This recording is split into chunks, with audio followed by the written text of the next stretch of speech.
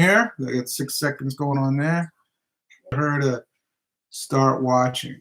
All right. So again, I'm going to give this 3 to 4 minutes. If no one's watching after 3 or 4 minutes, I'm going to quit again. So wait. Oh, Heidi! Yay! I'm going to do the wave thing. I've never done that before. All right, I waved at Heidi. So I have one person watching, one person on YouTube, but I don't know if that's just me. All right. So, oh, look at, oh, it's blowing up. Stephen Hopkins from Vancouver is watching. Now there's 2 people on Facebook, 1 person on YouTube. So you can ask questions on here or make comments. There's also, you can do that on YouTube. So go ahead and do that if you want. But welcome to Tea Time. So Tea Time, I'm going to do every once in a while. I'll see how it goes. If no one watches it, you know, it's just going to be me and Heidi and Steven hanging out. So the rules of Tea Time is you have to be kind and considerate to everyone in your comments. And you also have to have a beverage. It does not have to be tea, but it helps if it is tea. So I have tea. This is my tea here. And I'll tell you what tea it is. Stephen and Heidi, tell me what beverages you have. Or if you don't have beverages, tell me about what beverages you would have if you could have a beverage. So let me tell you about the tea I have. So this is Bewley's Irish Breakfast Tea. This is my favorite tea in the whole world. Bewley's, Jennifer McAllister, welcome. So Bewley's is from Ireland. It's an Irish tea company. And I had it actually in Ireland. More fun if it's tea, I think. That's right. So I actually had it in Ireland. My sister-in-law is from Ireland, so I've been to Ireland a couple times when my brother got married. I went there. And Bewley's is kind of a famous tea place over there. And they make lots of different teas, but this one's my favorite. I don't know if it says anything about this actual brand. Not really, or this. It just talks a lot about Bewley's. So anyway, my favorite tea, Heidi, PG Tips. Heidi, did you know PG Tips was C.S. Lewis's favorite tea? Wow, that's great, Heidi. PG Tips. That is awesome. Okay, so Bewley's Irish Breakfast Tea, my favorite tea.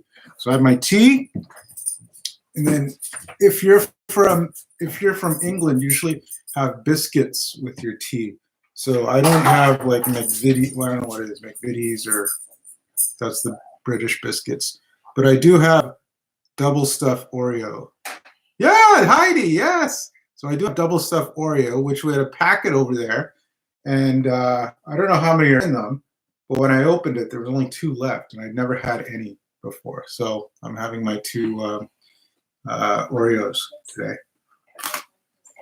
So anyway, I'm wondering how captivity is going for everyone, whether you're mega stuffed Oreos. Never heard of that. That's pretty cool. Okay, Facebook, I got more. YouTube's not good. Same at our house. Oh, they go through them quickly. Okay, so what I wanted to talk about today is a book I'm reading on my Kindle.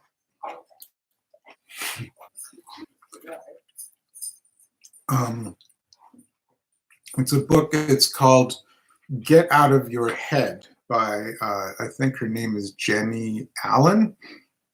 So, hey, Mary Willis Perry. So this, hey, you guys making fun of me? By the way, my whole family is over here, and they're making little comments and making fun of me. It's like the peanut gallery over there. All right, you're distracting me from my thing. All right, so back to the book. Jeanette Amundsen, Gus and Jenna's favorite tea is Irish breakfast tea. He's still at work. Jenna's taking care of her boys. I have to do see more. Random info you didn't need to know. I kind of did. I need to know that. So, you know, as people's names come up, maybe I'll talk about them and embarrass them a little bit. So Heidi is awesome. And Stephen Hopkins is my friend from Vancouver. and he's a nice guy. Mary Perry, I've met a few times, but she comments a lot on Facebook. And Jeanette is kind of like, you know how you say a brother from another mother? She's my mother from another brother. She's kind of like my second mom in a lot of ways, both her and Norm. So anyway, back to my book. So Get Out of Your Head by Jennie Allen. I'll read a little bit of how it started. So the reason I got this book, this is not a book I would normally get. Soledad, welcome Soledad. Let me give her a wave.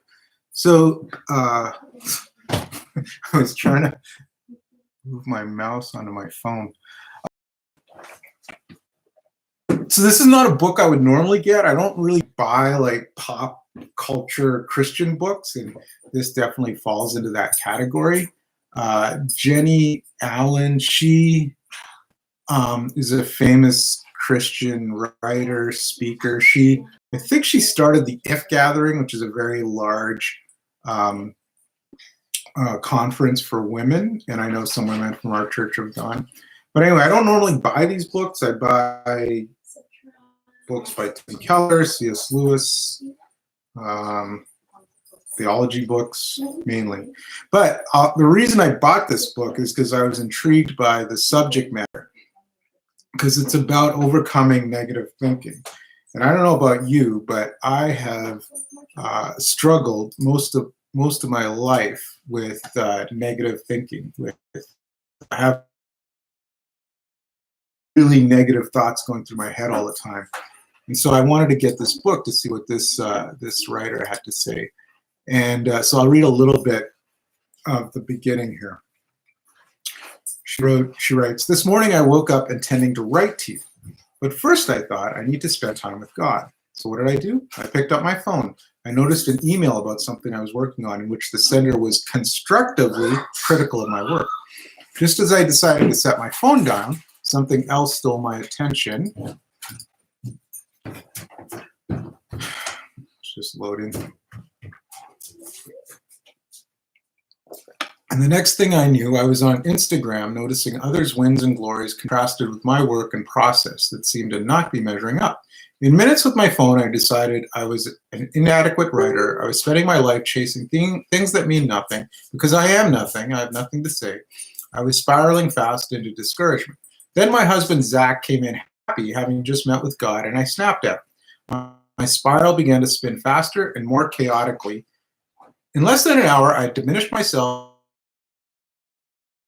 Friend. And so I thought that was kind of a nice little honest insight into what she had going on. And so then I'll just I'll read some of the places that I've highlighted. The Apostle Paul understood the war that takes place in our thoughts, how our circumstances and imaginations can become things that undermine our faith and hope. I don't want to live anxious. This is a woman who spoke to her at maybe a conference or something. I don't want to live anxious. I'm in counseling. I'm in Bible study. I'm willing to take medicine. I want to trust God. Why can't I change? Why do I feel so stuck in this?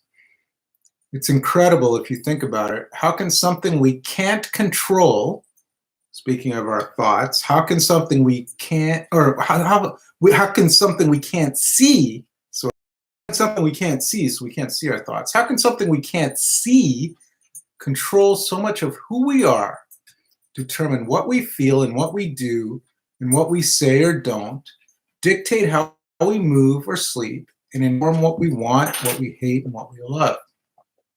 That's a pretty insightful little question there.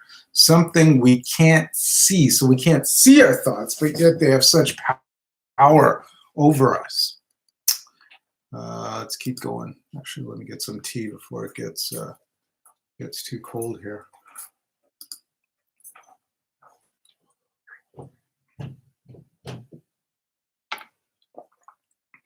Research shows that 75 to 90% of mental, physical, and behavioral illnesses come from one's thought life. Did you know that? By the way, I'm not going to in any way attempt to be very professional while I'm doing this. So if interruptions happen, they're going to happen. And so one interruption I think you'll like is my dog. Come here. So come here. Oh, what the heck are you eating? Oh. So this is my dog, Zoe. Say hi, Zoe. Yeah, give me a kiss. So YouTube can see you, but Facebook can't. Oh, hi. Oh, fuck, you're so heavy. Say hi. Hi. Hi. Oh, okay, there he goes. What is this? Oh, so disgusting. Flea, she's like chewing on a big dust bunny she got from somewhere. So gross, dude. All right.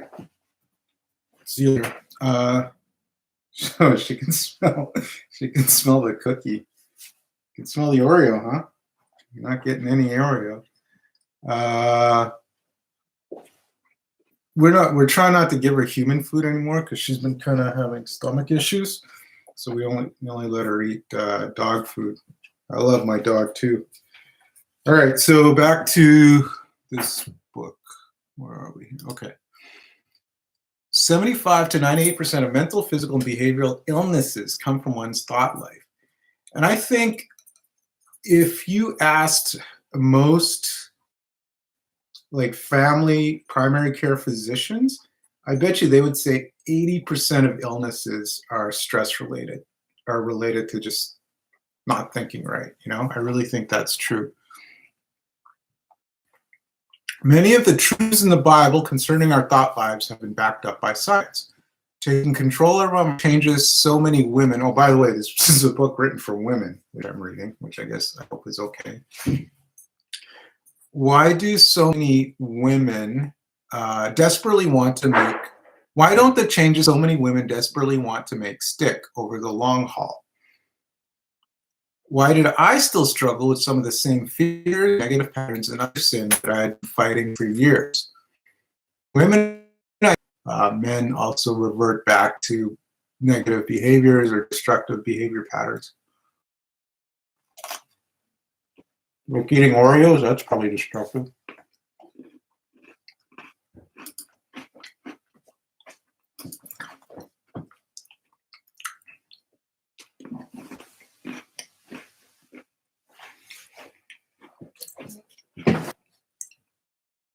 What is good news is that we can change our thinking. The Bible says, do not be conformed to this world, but be transformed by the renewal of your mind. The enemy, she quotes Puritan John Owen. I really like John Owen. That's an important point. What's an important point, Stephen? What's the important point?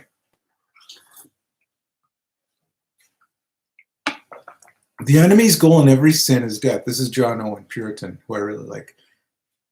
The enemy's goal in every sin is death. His actual words were, be killing sin or it will be killing you. That is a very profound quote. We need to kill the sin in our lives or else the sin will kill us. Let's see.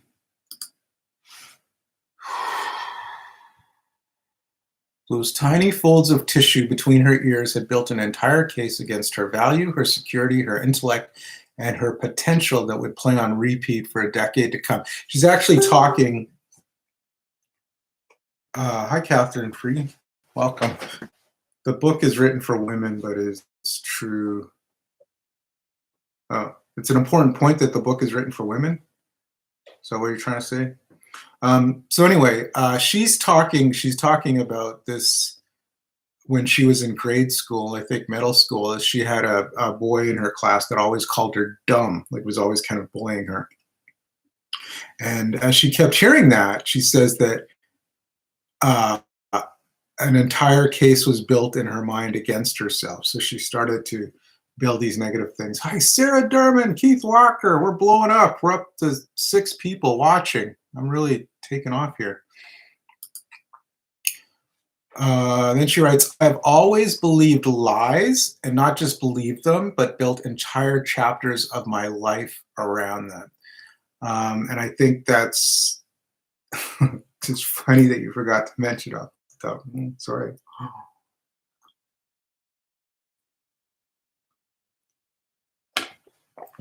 Um,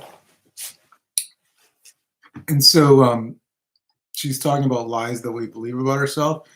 She says, my friend Christina, a licensed therapist, tells me that Psychiatry 101 teaches therapists that when you and I choose to believe a lie about ourselves, it's one of these three lies we believe. I'm helpless, I'm worthless, or I'm unlovable. And so I think what she's saying is that all the lies that we tell ourselves, we could trace back to these three primary ones, which are I'm helpless, I'm worthless, I'm unlovable. And so a lot of life is overcoming those lies, overcoming and starting to believe that you're not helpless, that you are worthy, you have worth, and that you are lovable. So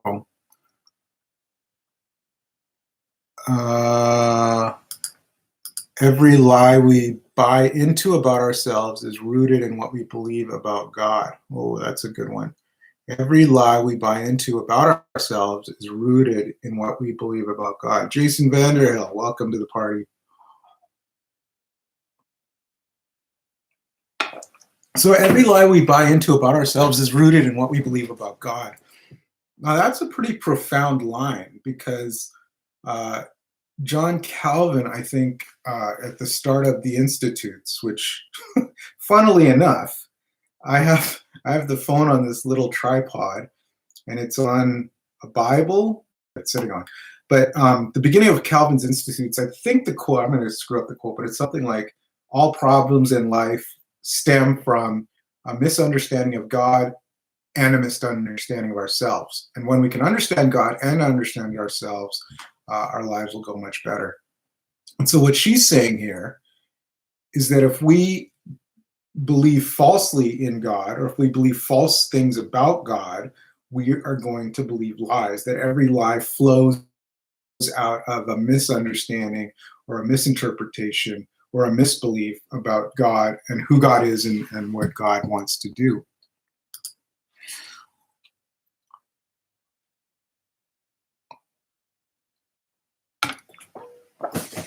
When we begin to think about our thoughts, perhaps for the first time, we can stop the downward spiral. We can reset and redirect them. That's our hope. Not that we would wrestle each and every fear, but that we would allow God to take up, will shrink in comparison. The enemy of our souls has no intention of releasing his grip on our minds without a fight.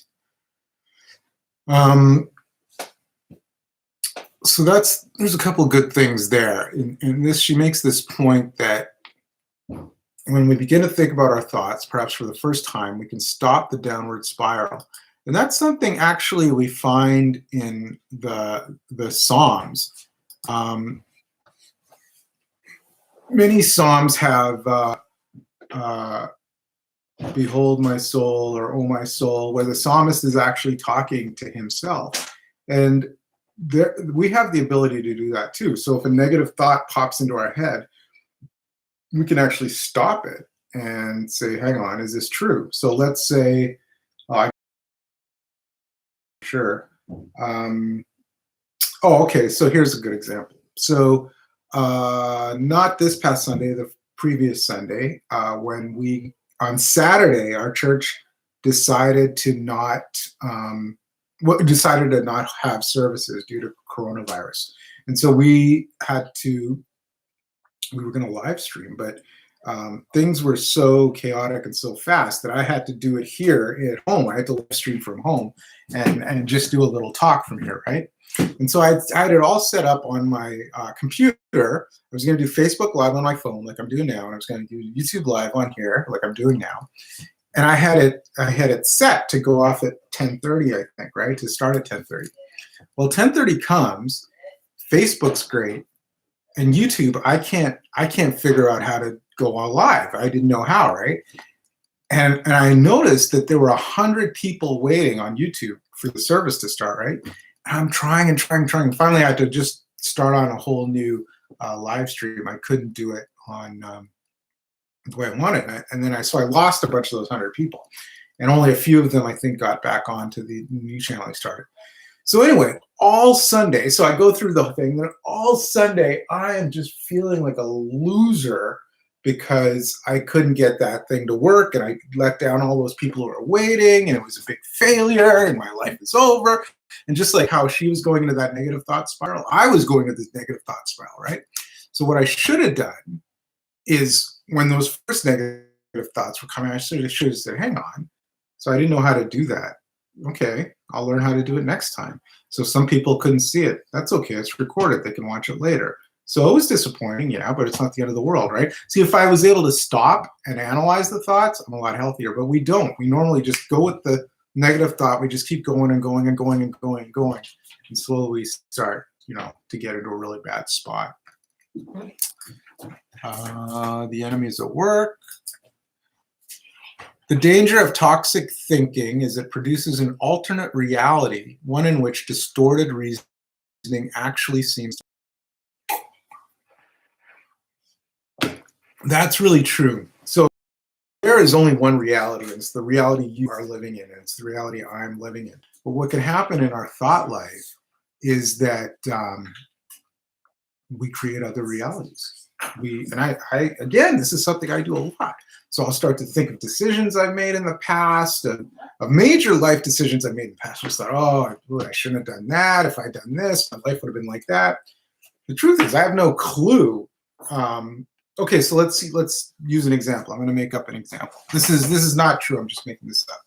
So let's say, right, and I get 2 job offers. One is in Toronto, Canada, and one is in San Antonio, Texas. Okay, so I have these 2 offers. I decide to take the one in Toronto, Canada, right? So I go start this thing in Toronto, and I'm doing work, and then after about 3 years, it's not good. I'm getting into conflicts with people. The ministry isn't really going well, and meanwhile, the church in San Antonio that I could have worked at is booming. Things are happening. It's great. It's warm in San Antonio. It's cold in Toronto. And so what can happen is I start to think I blew it. I wrecked my life. I made this mistake is going to ruin my life. But the problem is I have no clue what would happen. I could have gone to San Antonio and everything messed up. I have no clue. You don't know. You don't know, right? And so there's no use. God is mighty to Michael Hahn. Oh, I gotta get Mike. He's one of my good buddies. I miss him. He's in DC. Okay, I'll say that again. Our brains are full of neural pathways, some shallow and moldable, and some grooves dug deep from a lifetime of toxic thoughts. In both cases, God is mighty to save. In both cases, he's mighty to heal. So that's also something that I've read a little bit about is when you think a thought, a neural pathway is created.